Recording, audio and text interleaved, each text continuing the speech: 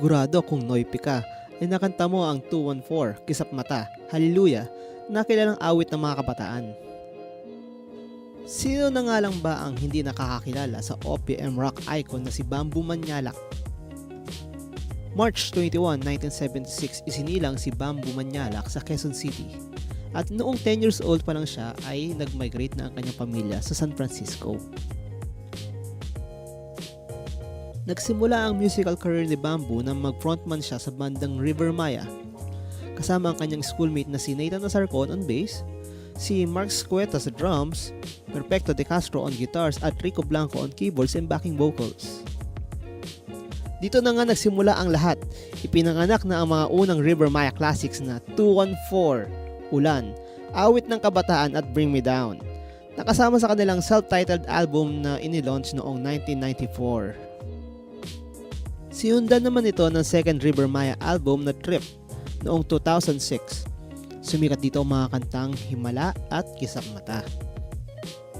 Atomic Bomb, ang third album ng River Maya. Instant hit ang Hinahanap-hanap Kita, LC, Kung Ayaw Mo, Huwag Mo, at Luha. Ito ang huling River Maya album na kasama si Bamboo. Pagkatapos ng napaka-successful na US and Canada tour ay nagpasya na si Bamboo na umalis na sa River Maya. October 10, 1998 ang huling performance ni Bamboo kasama ang River Maya.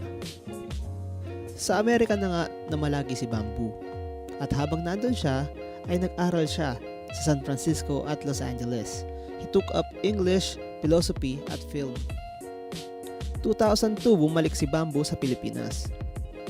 Ang dati niyang kabanda sa River Maya na si Nathan Asarcon ang nagpakilala sa kanya kina Ira Cruz at Vic Mercado na naging susi para mabuo ang bagong banda na Bamboo.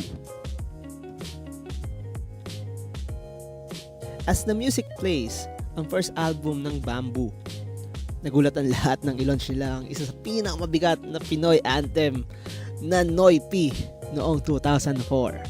Sinundan ito ng Mr. Clay at Masaya. 2005 naman nang nilabas nila ang Light, Peace, Love, ang second album ng Bamboo. Hallelujah na ata ang pinaka mabigat na kanta ng Bamboo. At dito din lumabas ang iba't ibang klaseng style ng Bamboo sa mga kantang Much Has Been Said, Truth, at Peace Man. Tatsulok, Probinsyana, at So Far Away, ang mga singles na na-release sa kanilang third album na We Stand Alone Together. Ito din ang first cover album ng bandang Bamboo. Meron din itong hidden song. Dito mo maririnig ang kanilang version ng English Man in New York ni Sting.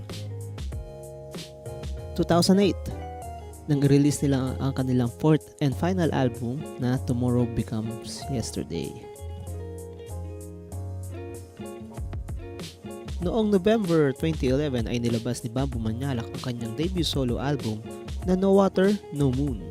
Meron itong 12 tracks na ang career single ay ang kantang Questions.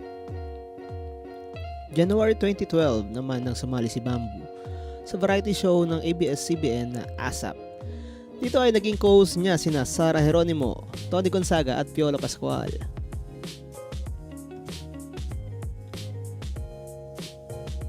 Dahil na rin sa angking galing ni Bamboo ay napili siyang maging judge ng sikat na The Voice Philippines, kung saan nakasama niyang mag-judge sina Sara Geronimo, Apple the App, and Miss Lea Salonga.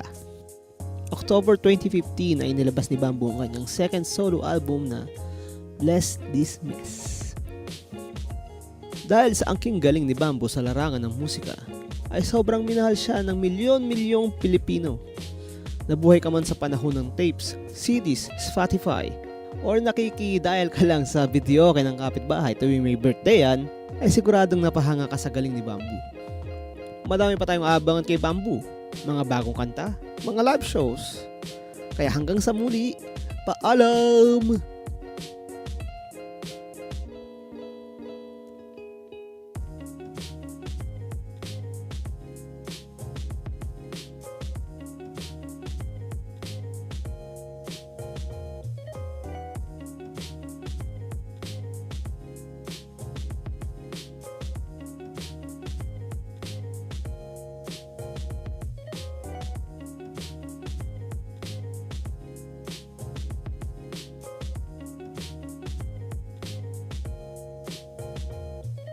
Kung meron kayong gustong artist na gawin ko ng video na katulad nito, well, feel free to comment below and click subscribe na rin para sa mas marami pang Pedro Files.